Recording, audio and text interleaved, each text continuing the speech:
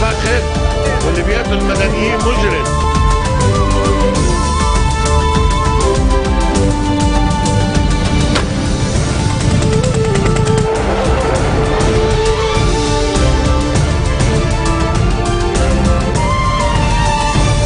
Bonjour à tous et merci de nous rejoindre sur Futur TV pour cette nouvelle édition de la rédaction. Voici les titres de ce journal.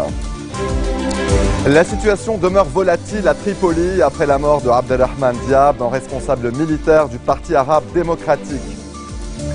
Le président de la République, Michel Sleiman, salue le professionnalisme et l'efficacité dont ont fait preuve l'armée et les forces de sécurité dans l'attentat de Bir Hassan. Les affrontements meurtriers ont repris jeudi matin dans le centre de Kiev, théâtre de guérilla urbaine. À Bruxelles, les menaces de sanctions européennes se précisent. Et les grandes puissances et l'Iran s'accordent pour se retrouver le 17 mars à Vienne.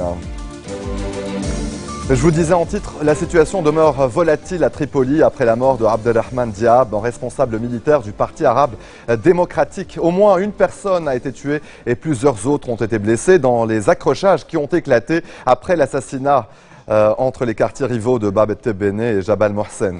Les tirs ont notamment atteint l'autoroute Tripoli-Akkar qui a été fermée par l'armée qui a musclé ses positions dans la ville.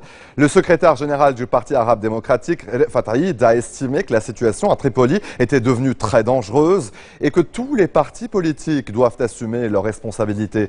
Il a également adressé un ultimatum de 48 heures aux autorités pour arrêter et déférer devant la justice les assassins de Abdelrahman Diab. Le Premier ministre a aussitôt réagi et a condamné l'assassinat de Diab pour Tamam Salam. Ce meurtre vise à provoquer des actes de représailles, des actes qui, selon lui, entraîneront Tripoli dans le chaos. Le Premier ministre a évoqué par téléphone l'affaire du meurtre avec les ministres de l'Intérieur, Nohad El-Machnou, de la Justice, Ashraf Rifi, avec le chef de l'armée, le général Jean Karouaji. Tamam Salam a appelé les responsables concernés à déployer les efforts nécessaires afin de mettre un terme aux violences, arrêter les coupables et les traduire en justice. Le Premier ministre a ensuite passé en revue les derniers développements au Liban, et notamment dans l'enquête sur le double attentat de Bir Hassan, avec le procureur général de la Cour de cassation par intérim, le juge Samir Hamoud. Il s'est par la suite entretenu avec l'ambassadeur du Qatar, Ali Ben Hamad El Mari, et le chargé d'affaires de l'ambassade du Royaume d'Arabie Saoudite, Abdallah El Zahrani, venu le féliciter pour la formation du nouveau gouvernement. Tamam Salam s'est également entretenu avec le coordonnateur spécial des Nations Unies au Liban, Derek Plumley, en présence du commandant en chef de la FENUL, le général Paulo Serra, et du coordinateur spécial de l'ONU pour les affaires humanitaires, Ross Mountain. Un entretien axé sur les derniers développements au Liban Sud et l'application de la résolution 1701 du Conseil de sécurité des Nations Unies. Et lors d'un point de presse, le général Paulo Serra a salué la coopération de l'armée libanaise avec les forces internationales déployées au Liban Sud. Une coopération qui, selon le commandant en chef de la FENUL, intervient dans ces circonstances très difficiles. Serra a salué les efforts de l'armée qui, à ses yeux, a fait preuve de la détermination exemplaire et de professionnalisme dans sa collaboration avec les casques bleus. Serra a par ailleurs souligné l'importance que le gouvernement maintienne son soutien à la FENUL. Le président de la République, Michel Sleiman, a salué le professionnalisme et l'efficacité dont ont fait preuve l'armée et les forces de sécurité dans l'attentat de Bir Hassan, mais aussi dans l'ensemble des incidents terroristes qui ont secoué ces derniers mois le pays. Le chef de l'État a passé en revue les derniers éléments dans l'enquête sur le double attentat de Bir Hassan avec le procureur général de la Cour de cassation par intérim, le juge Samir Hamoud. Les deux hommes ont également évoqué les mesures prises pour contrer le terrorisme au Liban. Sleiman s'est ensuite concerté avec les ministres de l'Information Ramzi Jrejeh et du Travail Sejran Azi, ainsi qu'avec l'ancien ministre des Finances Mohamed Safadi. Le chef de l'État a enfin reçu en audience les anciens députés Mosbah El Ahdab et Jamal Ismaël.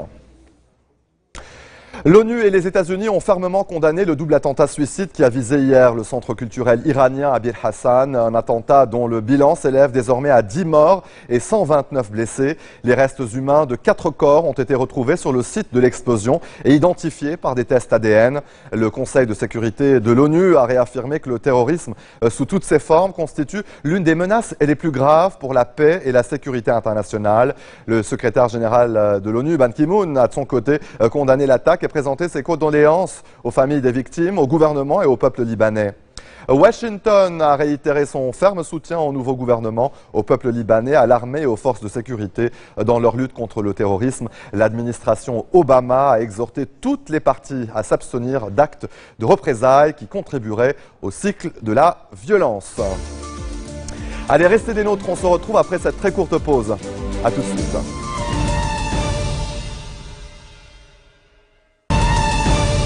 Retour sur le plateau de l'info. La politique américaine en Syrie encourage le financement et l'armement des organisations terroristes. Une déclaration signée Sergueï Lavrov, le ministre russe des Affaires étrangères, en visite à Bagdad. Lavrov a averti que ce financement déboucherait sur une escalade dans le conflit syrien. Le secrétaire d'État américain John Kerry avait accusé la Russie de favoriser la surenchère du président Assad, une accusation rejetée par Moscou. Les affrontements meurtriers ont repris ce jeudi matin dans le centre de Kiev, la capitale ukrainienne. Des scènes de guérilla urbaine sont rapportées par nombre d'observateurs sur place. Le bilan des victimes, 53 morts par balle, reste provisoire. Côté force de l'ordre, 2 policiers ont été tués ce jeudi et 12 au cours des 2 jours précédents. Le ministère de l'Intérieur a appelé les habitants de Kiev à ne pas sortir et à ne pas se rendre au centre-ville. Le maire de Kiev a annoncé son départ du parti au pouvoir devant ce bain de sang. La présidence impute la reprise des violences aux manifestants accusés d'avoir recours à des tireurs embusqués. À Maïdan, la place de l'indépendance, des centaines de personnes continuent de résister. Les réactions internationales s'intensifient et les menaces de sanctions européennes se précisent. Les ministres européens des Affaires étrangères sont d'ailleurs réunis à Bruxelles. Allez, en bref, dans le reste de l'actualité, les grandes puissances et l'Iran s'accordent pour se retrouver le 17 mars à Vienne. Objectif, régler définitivement leur conflit sur le nucléaire. Des négociations qui s'annoncent néanmoins longues et difficiles selon Catherine Ashton, la chef de la diplomatie européenne qui se rendra à Téhéran avant le prochain round de discussion. L'opposition vénézuélienne ne désarme pas après l'arrestation de l'un de ses chefs de file, Leopoldo López, accusé de promouvoir des actes de violence contre l'État. L'opposition appelle d'ores et déjà à une nouvelle manifestation samedi. Le mouvement entamé la semaine dernière risque de prendre de l'ampleur. Il a déjà fait 6 morts, dont un sympathisant du président. Et en Colombie, scandale de corruption, affaire d'écoute illégale, tensions internes, les militaires colombiens sont sur la sellette. Le chef de l'État, Juan Carlos Manuel Santos, a dû changer cette semaine son état-major pour la 2e fois en 6 mois. La justice a près de 2000 cas élucidés. Plusieurs officiers ont été arrêtés ces dernières semaines. L'invitée de ce journal, Alice Edé. Bonsoir, Madame Edé. Bonsoir Serge. Alors vous nous revenez cette semaine pour parler de la Wellness Week que vous organisez, un concept qui fait fureur aux États-Unis et qui s'installe désormais à Beyrouth. Oui, en effet Serge. Ça fait maintenant depuis 2 ans que je fais venir un grand chef international, une jeune femme de Pérou, qui nous apprend à mener une vie saine, une nourriture saine. Nous parlons ni de diète, ni de calories. Nous parlons de la qualité de la nourriture et des quantités.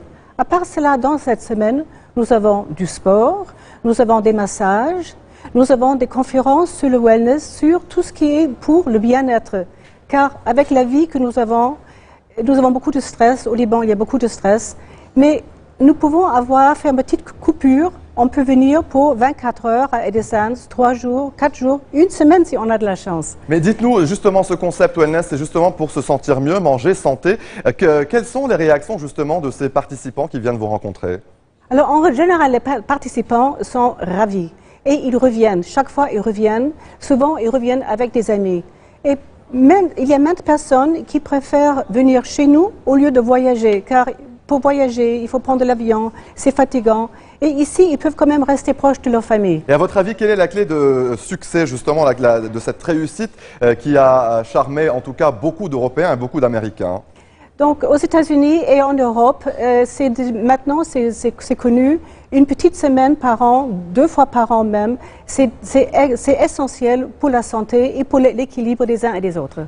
Et je vous propose d'écouter tout de suite, en tout cas, le consul honoraire du Pérou, qui était votre invité aujourd'hui et ce midi. Je vous propose d'écouter.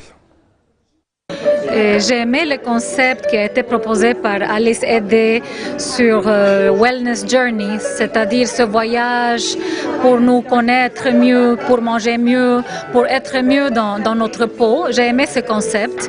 J'ai accepté l'invitation parce que c'est surtout un honneur pour moi en tant que consul honoraire du Pérou d'avoir une chef péruvienne qui est déjà venue plusieurs fois au Liban.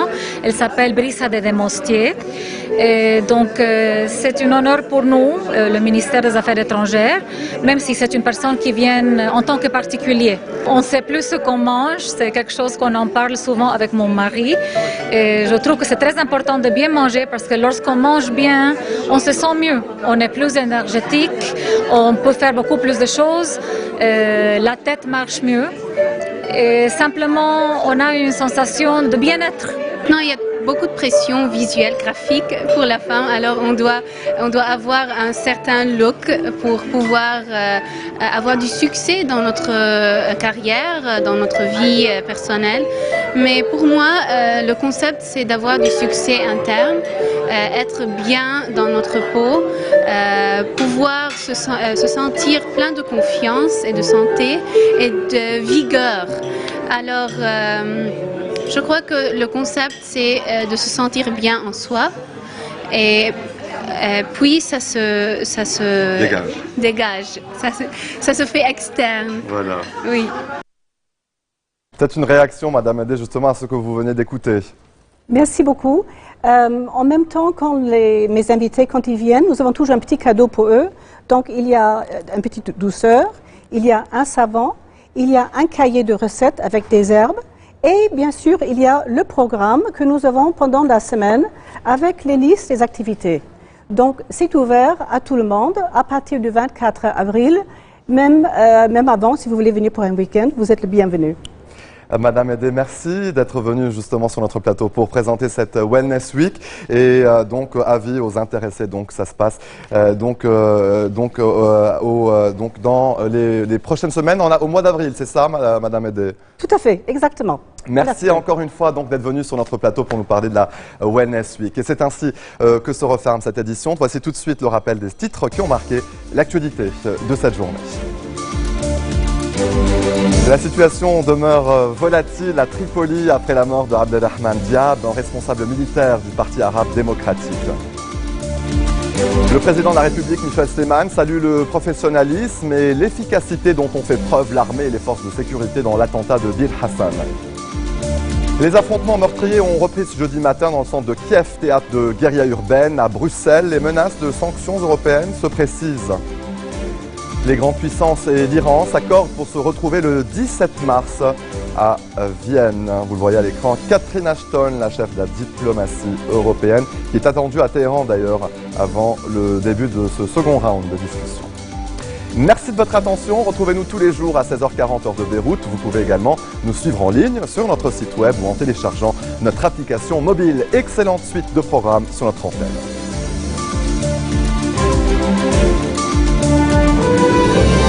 اللي بيفكر واللي بيقتل المدنيين مجرم.